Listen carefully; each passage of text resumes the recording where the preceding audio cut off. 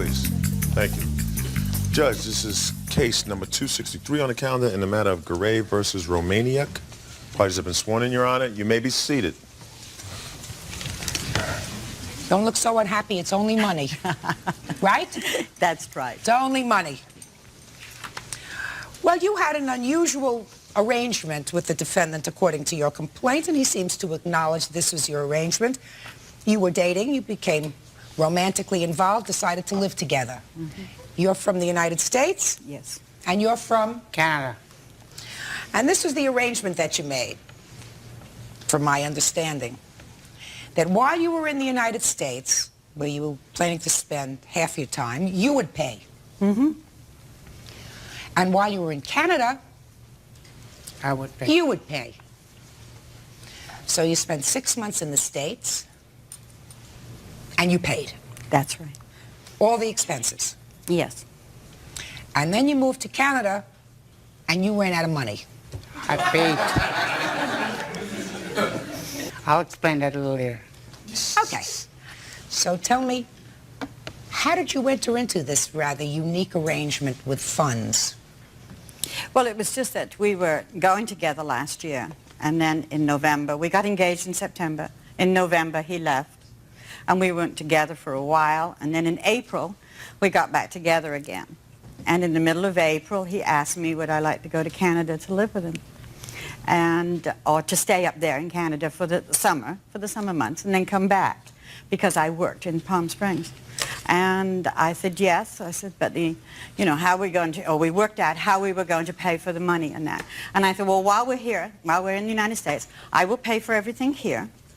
So I paid for his payments on his house insurance, his electric, his gas bills, and everything. So you were living in his house? No, I have my own house. We both have a home in Palm Springs. So that you were paying for your house, and you were paying for his house while he was here? Yes, yes. Okay. Okay. So then we left and we went to Canada. We arrived in Canada. We first went to see his daughter, and then we went to a little town called Penticton. So we started looking around and that, and we saw this one house that we thought. And we said, well, Dad, I wish we could get it. And I said, well, look, I will put the money down, the $3,000 down. You pay the payments on it. So that was the arrangements. And then we moved in the house on June the 1st. This house that you purchased? The one we purchased in Penticton, Canada. Okay. And we lived in that house. The middle of July, he left me and went to see his daughter for 4 days. Did he tell you he was leaving? Yes, he told me the day before that he was leaving the next morning. Had you had an argument? Had you not been We getting had been along? out bickering and arguing, and it was just like he had his children there, and I was tired and everything else. But he left and went and lived with his daughter for 4 days. When he came back, he says, that's it. The house is going on the market. He had been to the real estate office already. When he came back, I was at the neighbors. I was so upset and everything else that he had left. So I came home. I didn't know what to do. I just said, I can't live like this. The tension was so bad and everything else. So I left, and I came down back to Palm Springs. My car was in bad condition. He had supposed to fix the radiator. He didn't. I had to keep putting water in it. My air conditioning wasn't working. I had 2 blowout tires. It was and a terrible emotionally, experience. it was a horrible It was thing. a horror. Go ahead. When I got back, I had to go to the doctors. My friends had to take me to the doctors. My nerves were so bad, and I've been on nerve pills since. All I want is, gives me my money, I'll sign the house to him, and then I'm finished. What money are you talking about, Mr. Garay? $5,000. Well, Not all the other money I've spent, the $5,000. What's $5,000 for? The $3,000 are for the house, the money I put down on the house. He can have the house. And also, the rest is right here what I have paid out. On his house here, all the payments, the house, expenses that I had coming down. I had to stay in a motel, gasoline, well, Ms. my Garay, car breaking down. All those expenses you're not going to get back. You know that. You know that. But it still comes to $4,845.20. And this is what I have paid out, Your Honor. Well, what you've paid out is not necessarily something that he agreed to pay you back. And this is what he has paid out. The bottom amount is American money. All right, sir, let me hear you. Your Honor, I don't believe what she's saying. I don't That's, believe listen what- to me. I- Listen to me. Last year I took her for... Yes, ma'am. You don't have to believe what she's saying. Okay. I got to believe what Okay, she's saying. last year I took her for 4 months down to Canada. I paid all expenses, right? I sent her a plane ticket to Winnipeg. That's 3,000 miles away from here. And we toured the whole Western Canada. I took her through the prairies to Banff, Lake Louise, ice fields, and all over. Who paid for Vancouver. that? I paid for the whole thing for 4 months, ma'am. Judge Judy continues in a moment. I promise to give you the best of myself and to ask of you no more than you can give. That's her promise to me. And later today, The first time and the last time I've ever met her, she tried running me and my husband off the road because she was, I guess, mad that he was going to stay with me and not her. real cases, real people. Judge Judy. Splitting up after an 11-month romantic relationship, Jean Garay now claims John Romaniuk owes her thousands. Okay, let me ask you this question. So what made you decide that this arrangement, this relationship, wasn't going to work when you went to your daughters? Because when we got to Vancouver, Palm Springs, we had an argument because every day her man friend phoned for about 45 minutes on the phone while I was there. And I said I didn't like the idea that he phoning every day. So she got mad at me. She said, that's none of your business. So she said, leave the house. So I left. I didn't see her until middle of April. When you were back in Canada, sir, you bought the house. I'm coming to that, ma'am. Get there. Oh, then middle of April, somehow we got back together. You're in the house that Yes. you just bought. Yes. You decide to go to your children. Why? Because when my son came over to visit us, my granddaughter spilled a little bit of milk on a rug that we didn't have no furniture or anything like that. So she got mad and she said, your son doesn't know how to bring the children up. So that's when you got mad. So I got angry. So I went to my daughter's place, because my daughter's got I have 4 grandchildren, and to spend over there. When I came back, she put the sign of her own to sell the house. House was for sale. I said, what are you doing? And then beside that, all the payments were... So don't tell me about payments, because let me tell you what my thinking is, Okay. sir. She put down $3,000 towards the purchase price of that house. Now, you have family in Canada. Your Yes. son lives there, your Yes. grandchildren live there, and you will be going back to Canada. Yes. And you love this house that you Yes. originally bought. Yes. So it seems to me that if you are no longer a couple, Yes. that this house is something that shouldn't be binding you together. No. Right? Right. Mr. Romaniuk, what I'm saying to you, sir, is she doesn't want to know you anymore. You don't want to know her anymore. Right. Right? Right. So you shouldn't have to be bothered with this business. She should be out of the real estate business in Canada because but for you, she wouldn't be there. Exactly. Got it? So you, sir, are going to give her the $3,000 to get her out of the Canada business. You got it? And then if you sell the house for more, she will wish you good luck. And if you sell the house for less and you don't get the $3,000 back, so be it. And if you can rent the house and make a couple of bucks when you rent the house, terrific. And if you want to live there and retire there yourself, you can do that. Judgment is for the plaintiff in the amount of $3,000. That's all. Parties are excused. You may step out.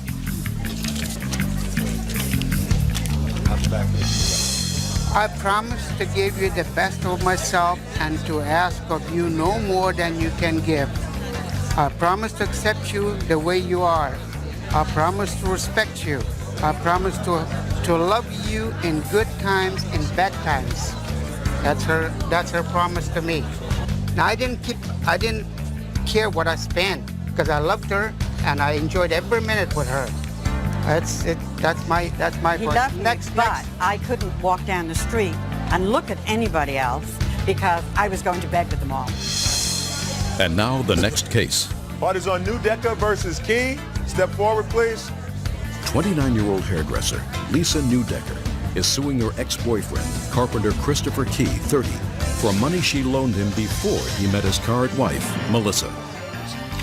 Well, I've read your papers. There are a couple of interesting little quirks in these papers that I want to find out about. But basically, Miss Newdecker, this was your boyfriend about 5 years ago. About 6.5 actually is when I started dating him. And some 5 years ago, you lent him some money. Over the course of the time we dated, yes. How did you lend him this money? He was short of cash and needed to get miscellaneous items, and I went with him and used my credit cards. So it was basically credit card bills. Yes. And how much altogether was it that he charged at that point? It was approximately $2,600. And when you separated, according to these papers, he made a lot of payments. Yes. But that he still owes you $870.37. Approximately, yes. When was the last time he made a payment? On October 4th, I received the check about October 7th. And then he stopped making payments. Yes. Why?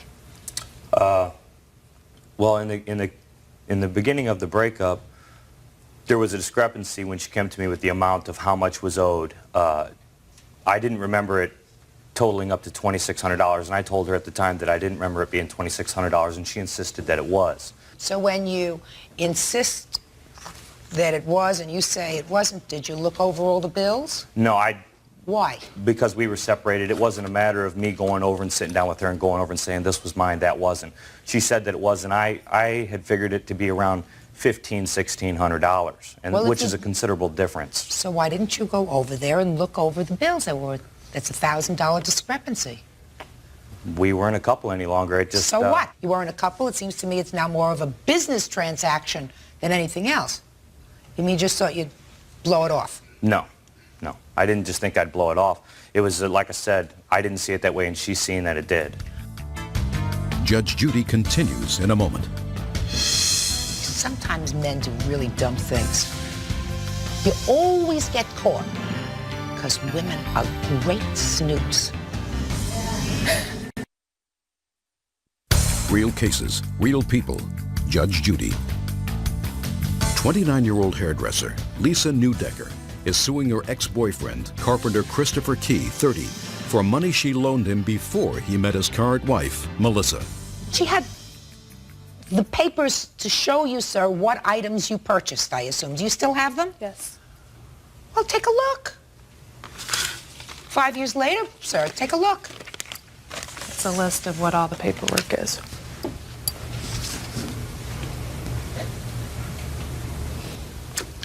Once again, like I said, we were a couple at the time, and a lot of these items on here, if you would look them over, I don't know if she's gave you a list of this. I have nothing. Would be considered as, you know, when we lived together, if we went out someplace and I paid, I didn't consider it to be a loan. What do you mean? Like there's an item on here, half the cost of portraits that we had done together. Just a second. You had portraits done together. And she put down half the cost. Right. I paid the full amount on my credit card. Well, that sounds fair to me. Doesn't that sound fair to you?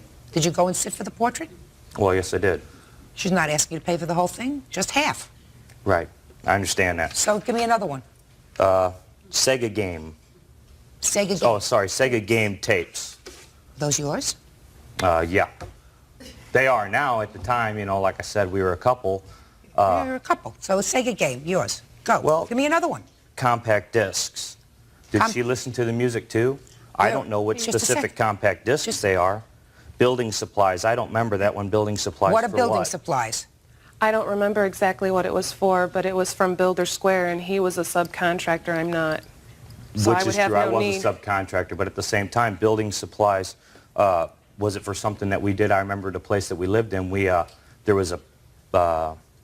We were going to put a fence around the place for the guy that we leased from. You know, I mean, there was just different items at different just times. a second. Did you put a fence around the house? No, we didn't. But the Well, materials if you were. didn't, then what are you telling me the story about? My point is this, though, Your Honor. When we lived together, the things she bought, I didn't keep an itemized list, so I can't very well stand here and argue with her and say, well, I bought this and you bought that, so we should be even, because, like I said, when you're in a relationship with somebody, you don't keep receipts for different things that you buy for each other, but she did because she put them on her card. Now, I don't see, whereas, like I said, in a relationship, that you just do that as a couple. Can I see the things, please? Or at least I do. Miss Newdecker, let me look through some of these things. Men's dress clothes for grandfather's funeral. I didn't remember that she'd bought them. Like I said, of course, I didn't remember what all was on the list. She's got the list and she's got the bills. You need a muffler and brakes for your car at one point? I don't remember that either, but I'm not saying it didn't happen. This has been, Did you have like I said, an El 5 years ago. Camino? Yes, I did. There you go.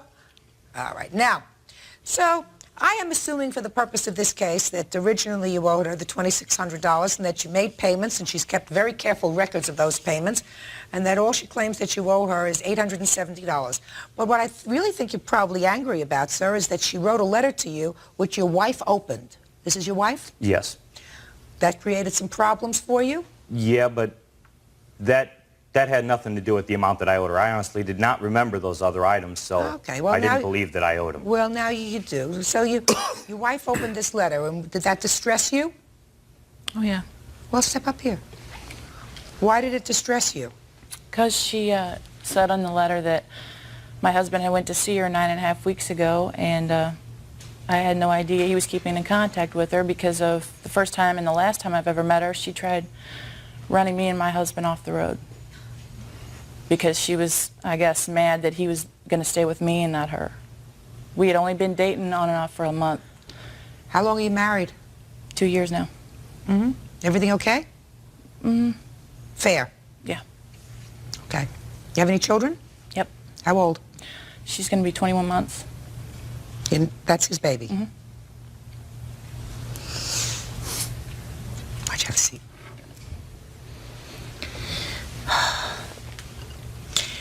How come you're still going to this lady to cut your hair? The purpose for me going to talk to her was because I owed her this money, but I did tell her that I would pay her. And while you were there, you got your hair cut? Yeah, I went to her place of business to see her. I don't... Going to a place of business is one thing. Sitting down and schmoozing and having your hair cut is another thing. That's what really made your wife angry. Right? Oh, yeah. Did you charge him for the haircut? Yeah, I gave him a discount, though. Should have charged him full price. I know that now. Judge Judy continues in a moment.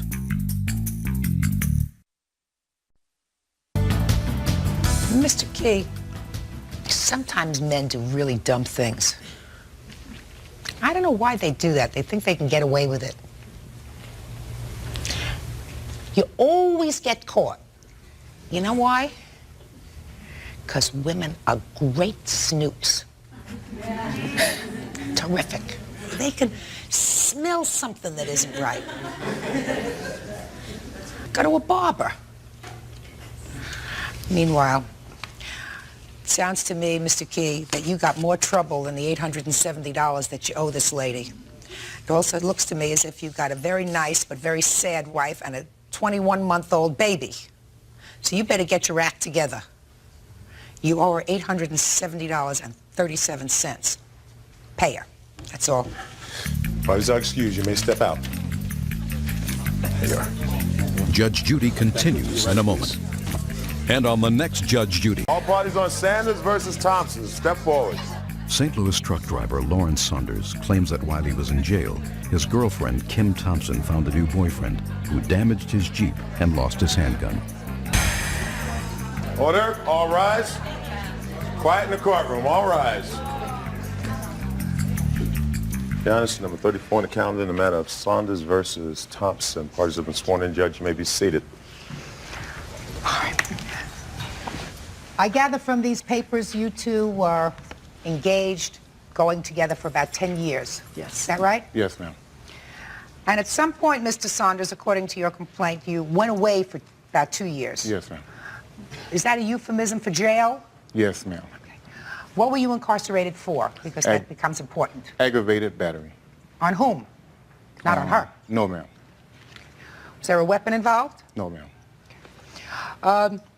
And during the time that you were going to be away, you left the defendant your car, Yes, ma'am. a gun, Yes, ma'am. and access to your money. Yes, ma'am. Where was the money? Originally, before I left, I resigned from my job. The money was somewhat about $20,000 in a K plan. And Before a retirement plan. Yes, ma'am. She had the power of attorney so that she could handle the work, get the money, and handle it. Okay.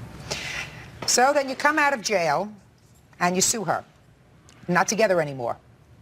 Yes, something like that. Well, then let me hear the story, sir. I came out and to retrieve, before getting out, I realized that we were no longer going to be together.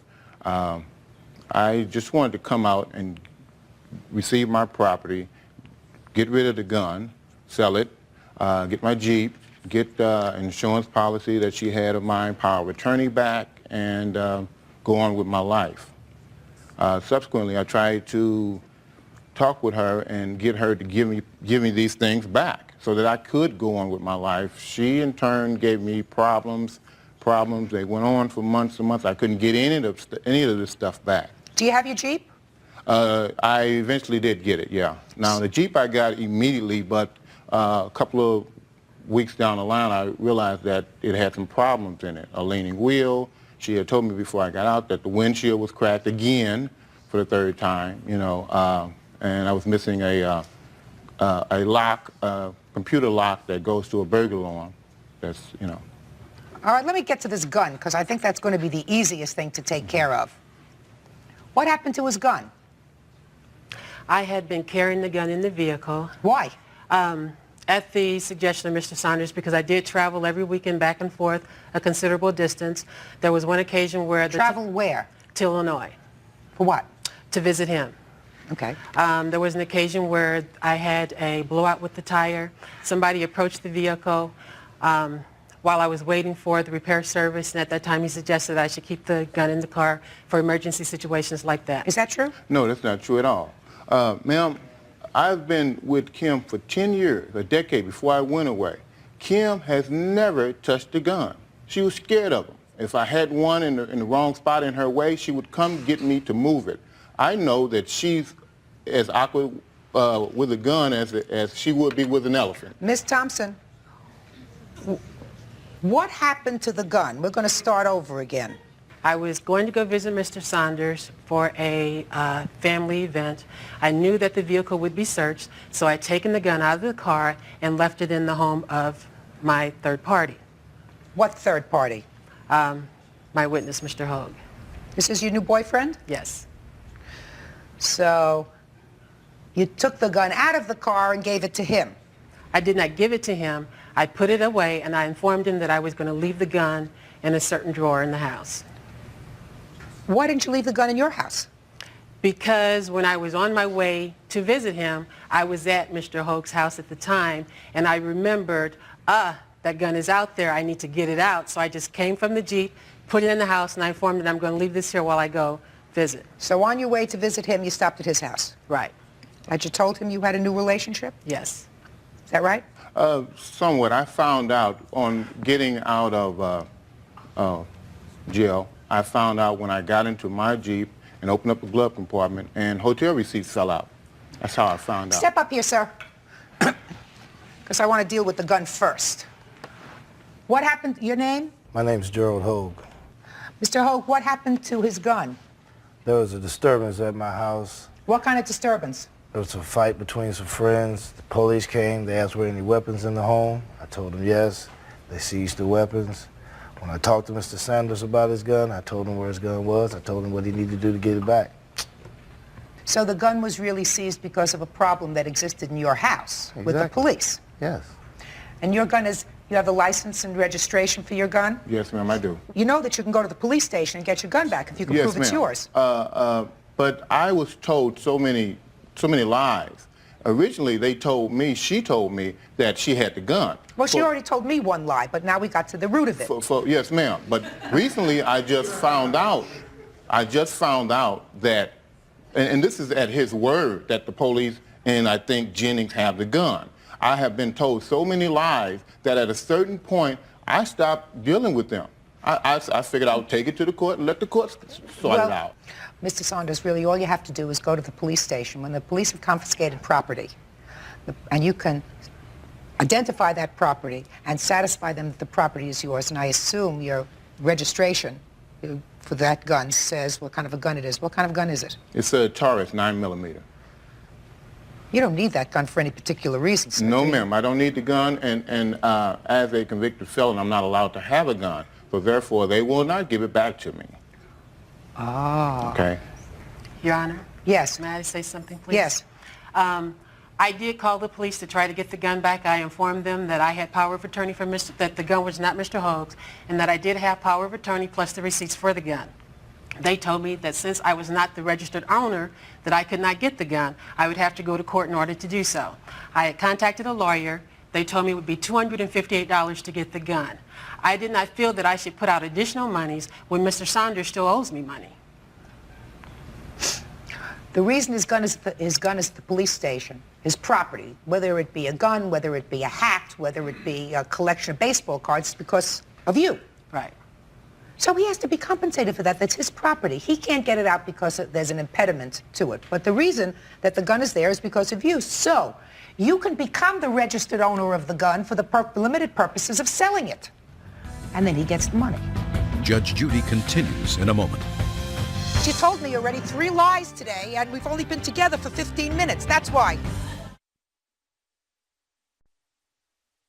Real cases, real people. Judge Judy. Lawrence Saunders wants compensation from his ex-girlfriend, Kim Thompson, because her new boyfriend smashed his Jeep and lost his handgun. What other monies do you say she owes you? $2,600 for a wheel on my Jeep. $900. Just a minute, $2,600 for the wheel. Why? Well, when the car was returned to me, the wheel was leaning. Yeah. And it was in her possession, and I figured she owed me for it because who knows who she let drive it. Well, Mr. Saunders. Yes, ma'am. When you lend somebody a car or turn a car over to them for an extended period of time, you assume that that car may be used, driven by her, driven by someone else, and you take certain risks. You're not going to get the car back in exactly the same situation as when you went in 2 years ago. You're a different person, I assume, than you were 2 years ago when you went to jail, right? Very much so. Very much so. Yes, ma'am. So's your car. Yes, ma'am. Yes, ma'am. But also, that wheel was leaning so bad that it's unsafe. I do not assume to get my property back in an unsafe condition. Also, ma'am, I'm not upset with anything that happens to my stuff in her possession. But when she lends it out to third parties, that's what I have a problem with. And third parties also who aren't honest. Well, your arrangement with her was that she paid for the car, make the car payments while you were away, and she would have access to the car. She agreed to pay for the payments. I also, with the money that I had that she was in possession of, said to her, if you have any problems paying for it, pay for it out of my money. Did you use his money to pay for the car? No, ma'am. That's untrue, ma'am. I have paper right here stating that she did. I may have made 3 car payments with his money. Well, why don't you... I just asked you a question. You said no. I'm talking about over the 2-year period. I used my money to pay for that vehicle. Well, you were driving the vehicle. And he was driving the vehicle, right? No, ma'am. He used the vehicle one time. I don't believe you. I don't believe you that he used it one time, and the one time he used it, he was in an accident. Is that what you're going to tell me? Yes, ma'am. Baloney. Miss Thompson. It was an ice storm. Miss Thompson, I don't care if it was an ice storm, a tornado, or a typhoon. If you think that I believe that you only let your boyfriend use that car once, I was born in 1965. Excuse me. I also have a copy of the report here also of the accident. It says nothing about an ice storm. Whether it says anything about an ice storm, listen to me. She used the car, and it was your agreement that she would pay for the car. Yes, ma'am. Once she was using it. Yes, ma'am. Because you didn't have a car at the time that was I usable. did have a car. Then why would you use his car? Your Honor, in the very beginning, I only drove I did not drive his car. He asked me to drive it because the alarm vehicle was on there. He was afraid it was going to drain the battery if it just sat there. All you have to do is put the car up on blocks and take out the battery. Isn't that right? If you're not going to use it for a long time? I don't know anything about that. Well, you So should. initially I started driving it just on the weekends. After my car went down in '96, then I started driving his car on a daily basis. So you used it all Yes, the ma'am. time. Full time in '96. So you But used that it. was a full year after I had been given possession of the vehicle. Ma'am, I gave her the car with 37,000 miles on it. I got it back with somewhat of 70,000 miles on it. Right. She Because Just I can somebody basically tell me drive something? 150 miles I'm a just day. interested. I'm interested in. These are the expenses from your 401k. Is that right? that's what itemized description of what she Who gave uses me. all these Bibles? I was giving them out. You were giving them out from jail in jail? Yes, ma'am. He spent hundreds of dollars on Bibles to give to other inmates. I could think of worse things. You were driving this car when it was in a bad accident, sir? Yes, ma'am. Did the insurance cover the cost of that? Yes, ma'am. And what was the cost of repairs for the car? A little over $5,000. And how much did the insurance pay? Everything except for $300, my deductible. I don't see where she owes you a whole bunch of money, sir. I think she owes you for the gun. Well, I don't think she owes you for the car, and I'm going to get to her countersuit in a minute. Car's a problem. You let somebody have a car, and that's what happens. I think that the 3 car payments that you took out of your 401k, if she was using the car, she has to pay you back for. If she's treating this car as her own, she's driving it, she's letting her boyfriend drive it, it doesn't seem to me that you got to pay for it. That just sounds fair. Your Honor, Okay, yes. the payments that I made with his money was during the time that I was not driving the vehicle on a daily basis, only on the weekends to go visit him. So I don't see where I should be responsible for that full Why don't you payment. drive your own car to go visit him? Because his car was newer, he wanted me to drive his car. that's untrue. Her car I was, don't believe, Miss Thompson, that he ever said that to you. her car was The down. problem is when you tell a lie once to a court, the court tends to look at everything else that you say with a certain amount of suspicion. Amen. I don't believe that he ever said to you, please drive my car instead of yours, and I also don't believe that you only drove his Well, I'm car on the telling you. weekends if you're telling me that his car was newer than yours. Judge Judy continues in a moment. Lovers that have been together for a while can feel when the other person is drifting off. Real cases, real people. Judge Judy. While Lawrence Saunders was in jail, he claims his girlfriend found a new man who damaged his Jeep and lost his gun. I see 2 car payments that you made, $854 out of his account. Because it was behind. Well, he was in jail. Your Honor, Mr. Saunders had a habit of never paying his bills or not paying them on time. Yeah, I have no problem with what she's showing with the money, even using my money to pay for my Jeep, okay? I didn't have a problem with that. I asked her, if it would have been up to me, I would have let the vehicle go back and controlled my money until I got back.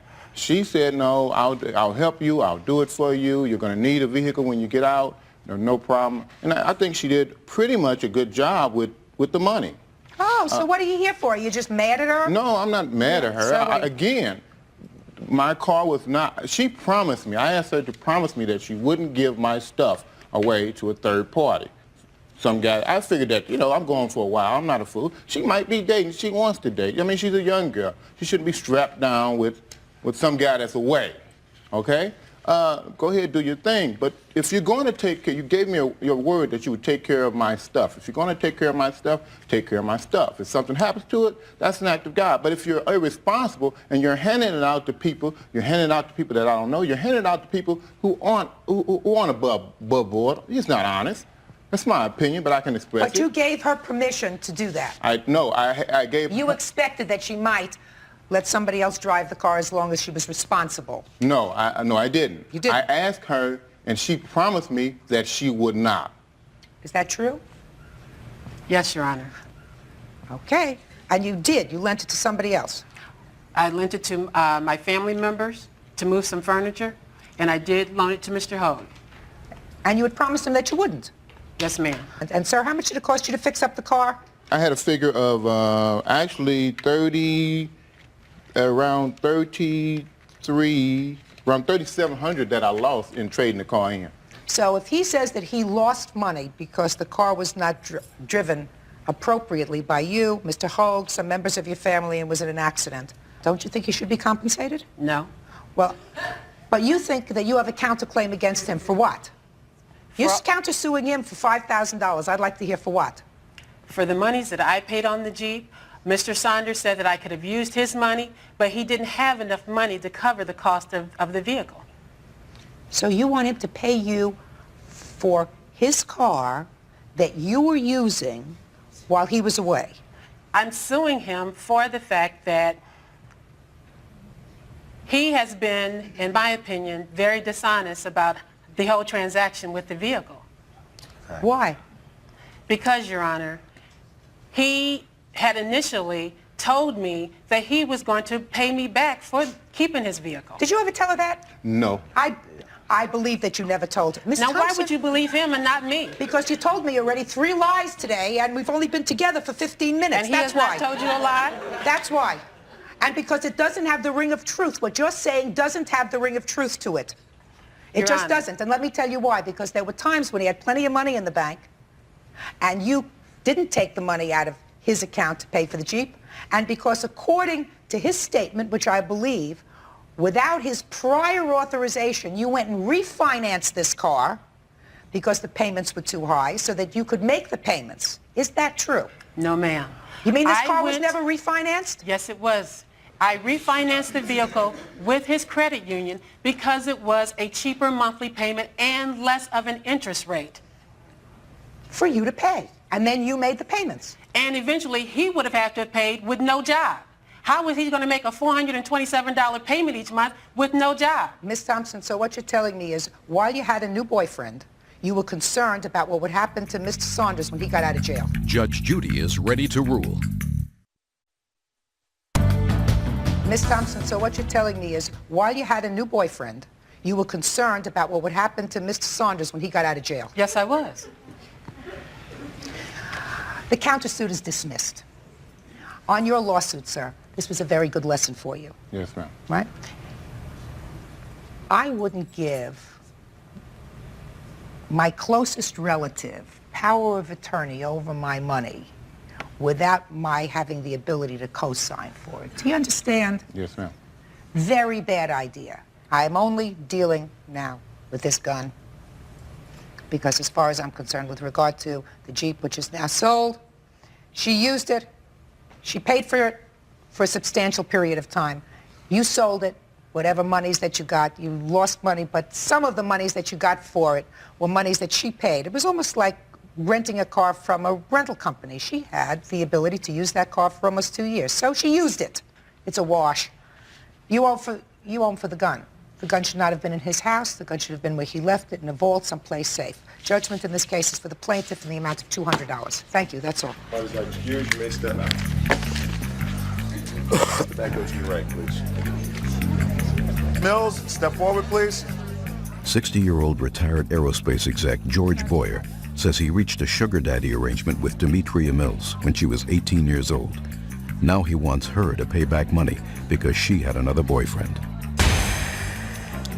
Order. All rise.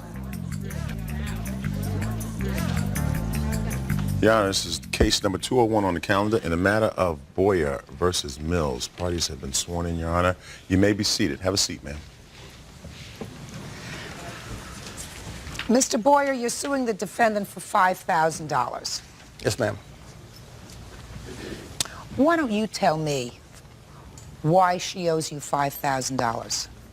Well, it all started when I had a financial ad running in the newspaper When was this? back in spring of 1994 for personal loans. I'm an investor, and she answered the ad asking for a loan. And I said, well, you really didn't qualify for the loan. What's the problems? And she discussed them briefly with me. I said, well, let's get together and maybe I can help you out. Because she sounded like she had a desperate situation. Am I correct, Mr. Boyer, that in 1994 you began to have a relationship with Miss Mills? Yes, we did. And She lived in your home occasionally. Is that right? Well, she moved in. Yes. And in 1994, sir, how old were you? Well, I was 58. You were 58. And how old were you, Miss Mills, in 1994? I was 18, turning 19. You were 18. Did you feel uncomfortable about that, Mr. Boyer? Not really. She's 18 years old. She's a baby. Yeah, that's right. In any I event. thought she was 19, going on 20. Well, that makes all the Okay. difference in the world, No, sir. I mean, no, just a matter of factual accuracy, I think. Yeah. In any event, from a reading of your complaint over the years, you helped her financially and supported her. Is that right? At certain points of time, yes.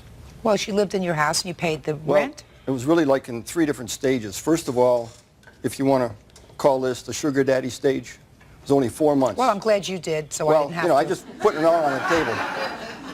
That was the first 4 months. I played by the sugar daddy rules. She didn't play by the princess rules. In other words, I did Why don't everything you I felt. explain that? Just a second. I'm a little stupid, so why don't you explain that to me? Okay. I fully supported her, got a car for her use, paid her tuition in school. I was trying to get it be a bridge for her to get from when she was, when I first met her, which was down and out big time, to getting through school, getting through her surgical technology school, being successful, and treating her like a first-class girl during that period.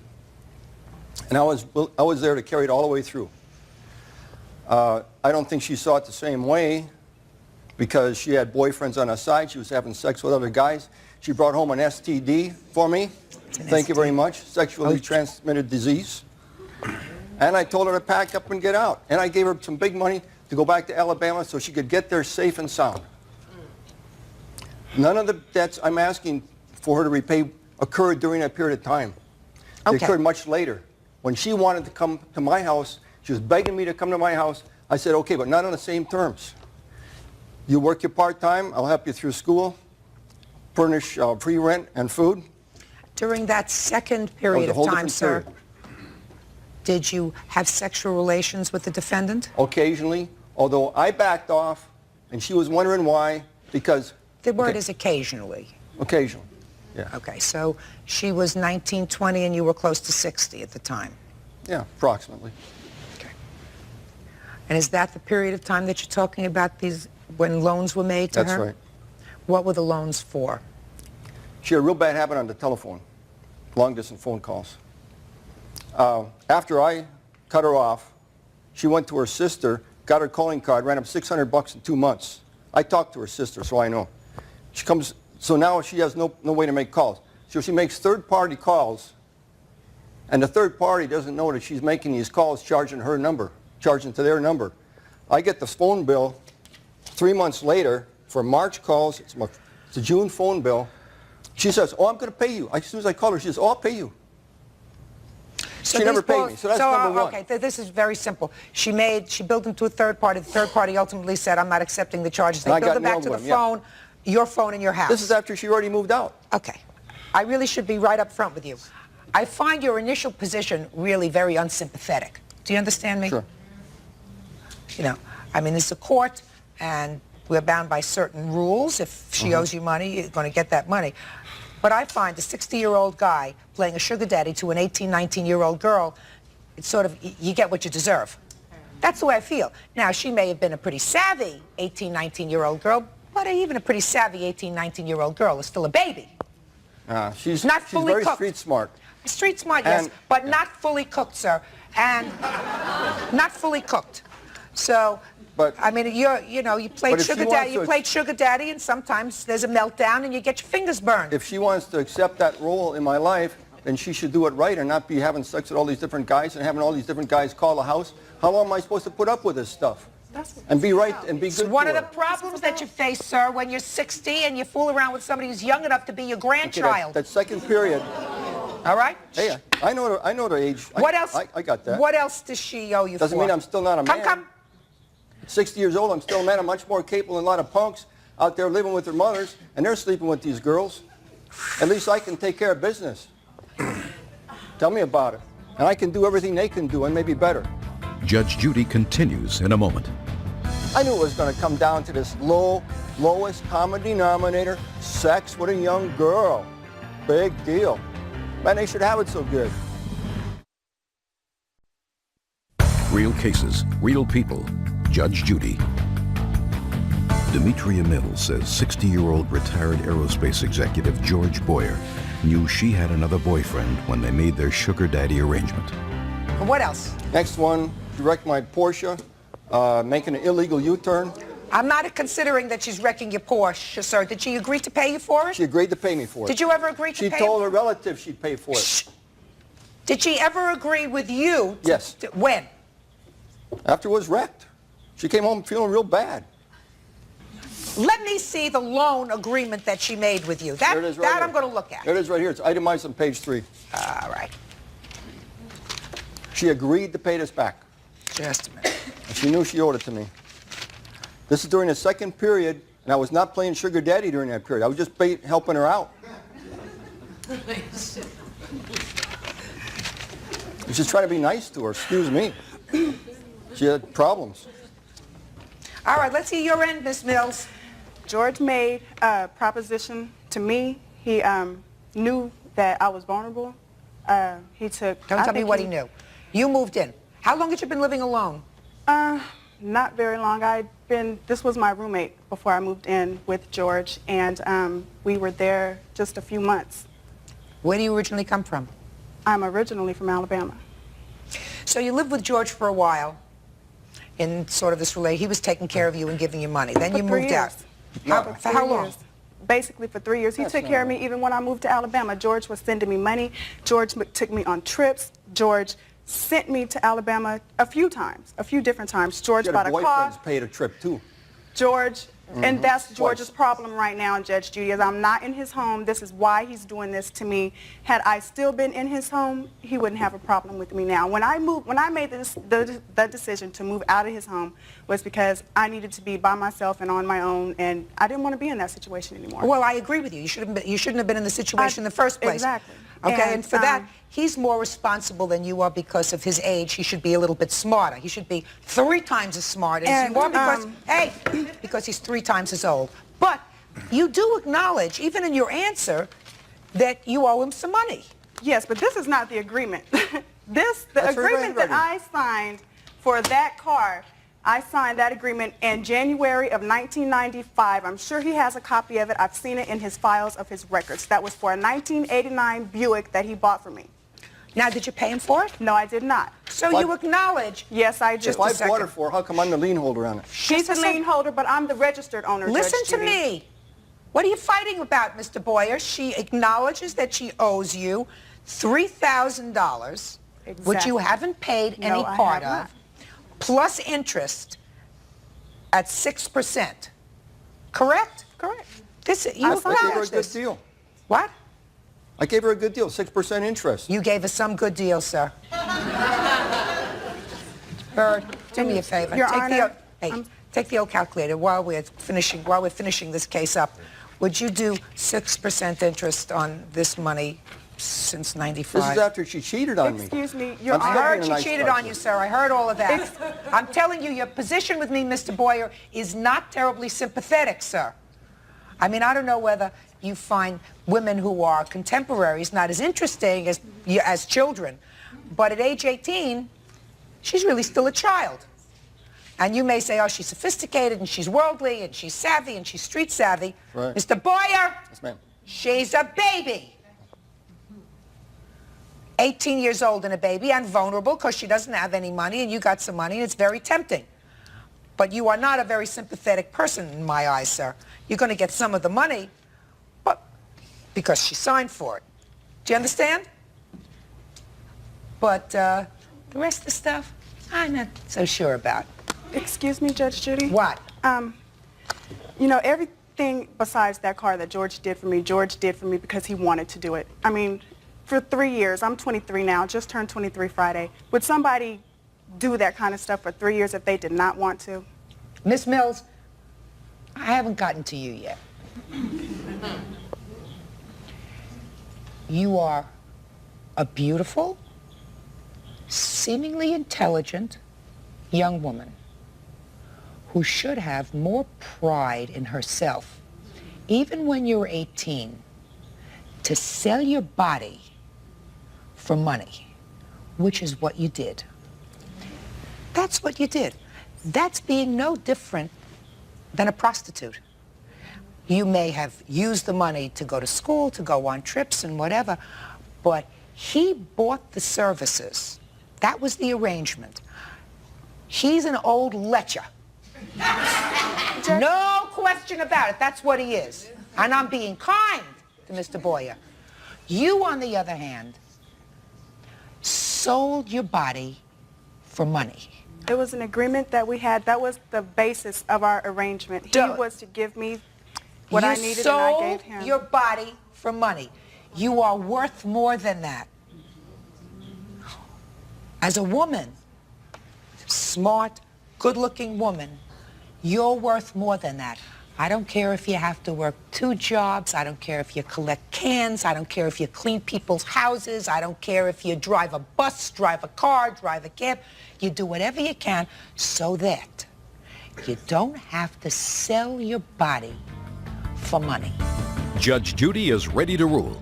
And later today, You're a pathetic little girl, you're immature, and I'm sick of your crap. You owe me $1,500. real cases, real people. Judge Judy. Demetria Mills says 60-year-old retired aerospace executive George Boyer knew she had another boyfriend when they made their sugar daddy arrangement.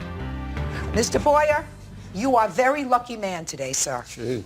Because despite the fact that I find that your arrangement with this young lady is the antithesis of good manners, good breeding, or anything moral, I am awarding you what she signed for in her contract, which was payment on the car, and I am awarding you $3,360. As far as her other bills are concerned, swallow them. That's all. Party's not excused. You may step out. Sorry, that's all right. Back to your right, please.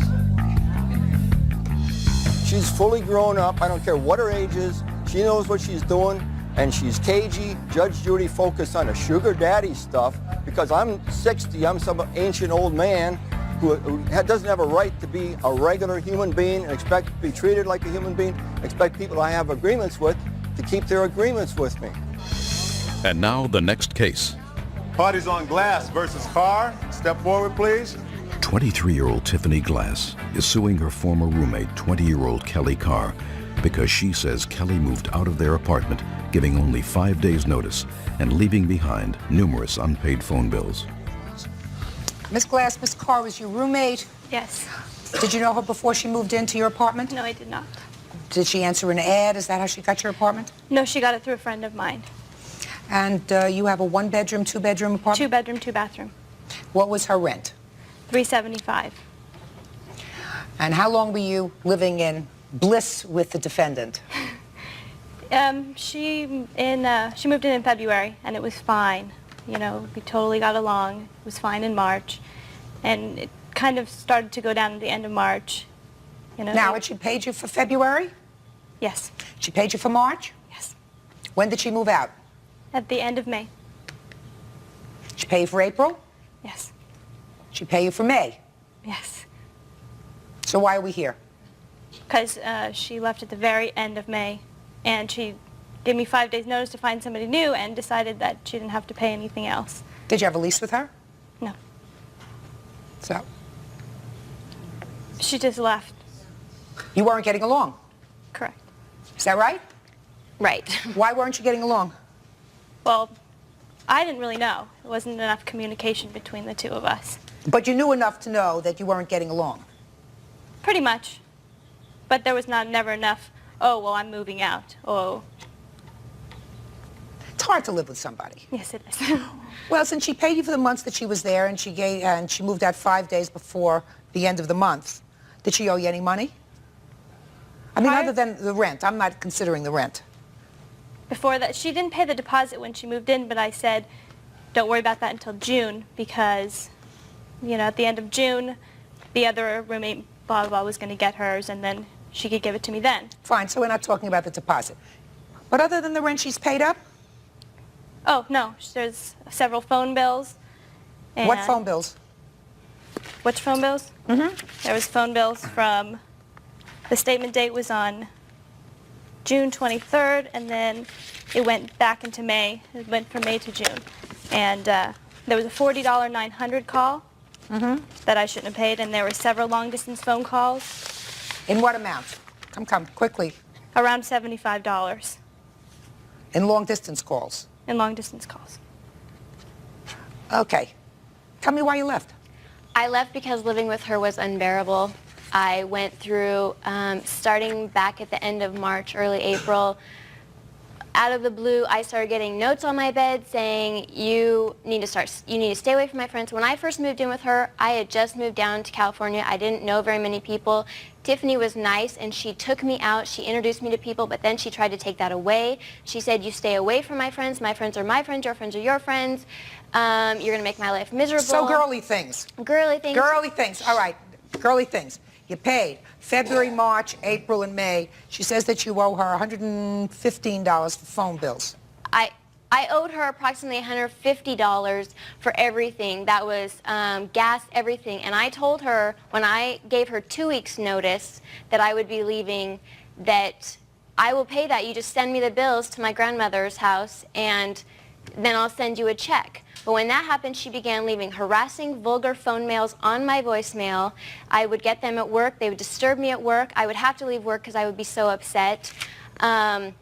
I got harassing I have copies of the messages on papers. I have letters that she sent me threatening me. That you owe her money? That I owe her money, and if I don't, she's telling I quote, every living soul what I have done to her. I didn't do anything to her.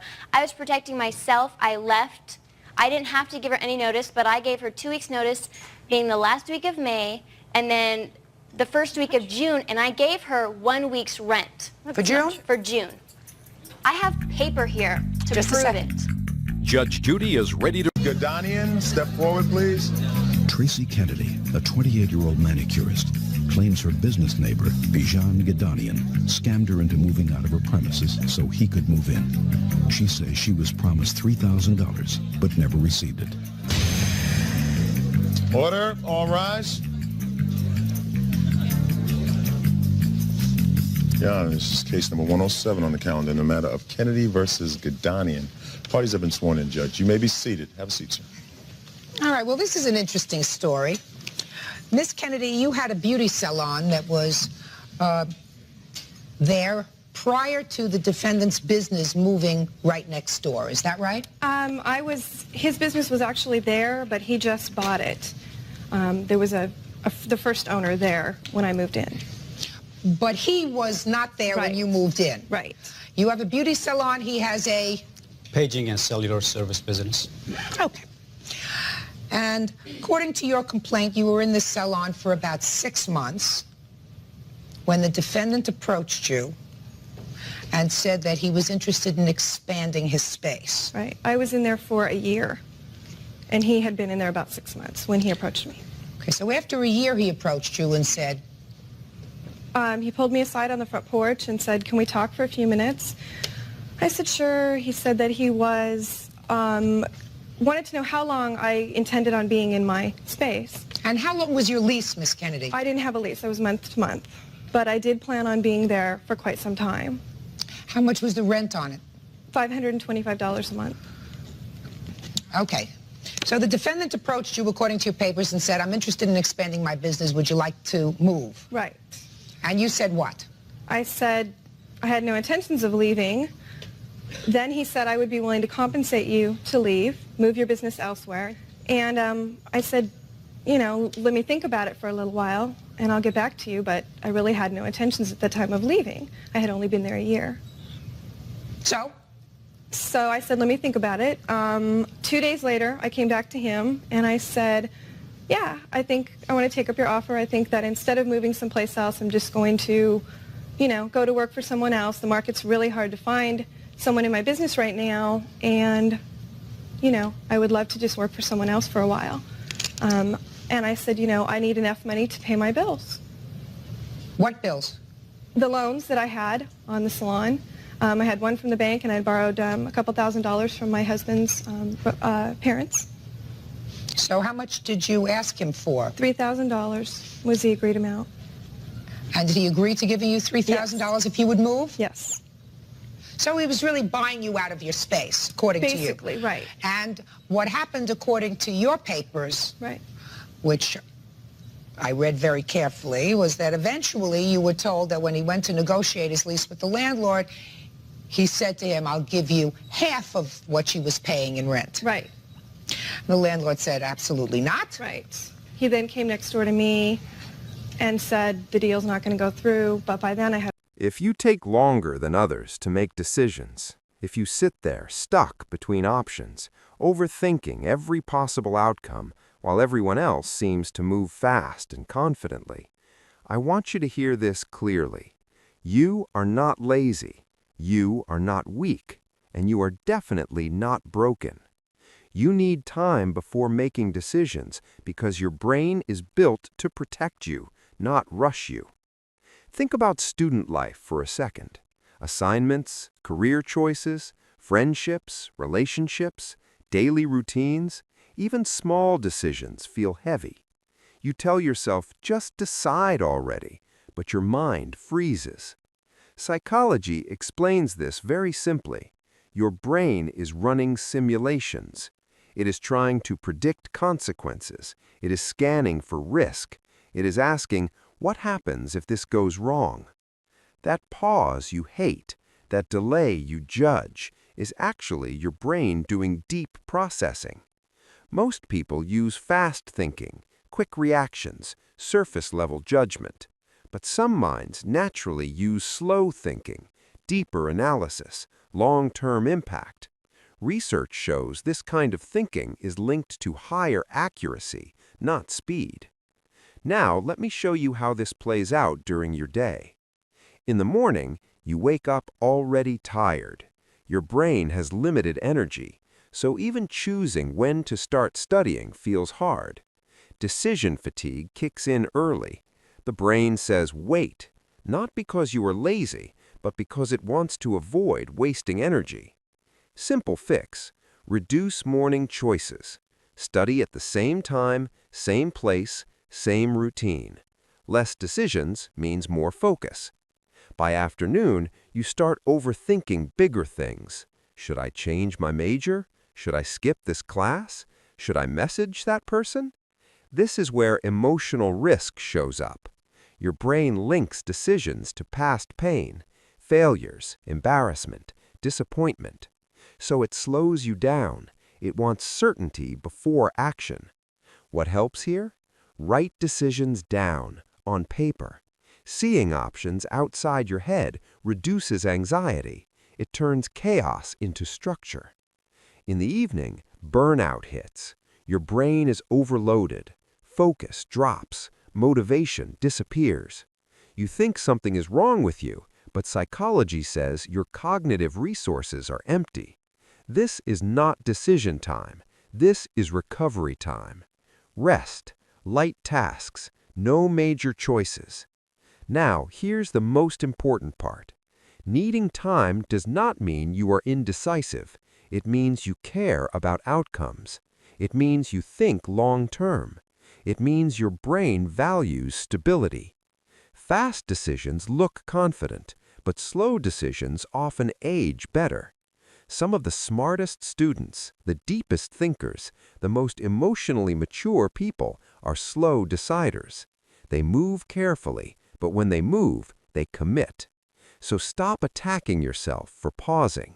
Start respecting your processing speed. Build systems, not pressure. Trust that your pace is not a flaw. It's a strength that just needs structure. If this made you feel understood, like the video, subscribe for more psychology that actually helps students. And share this with someone who thinks they're falling behind. You are not behind. You're just thinking deeper.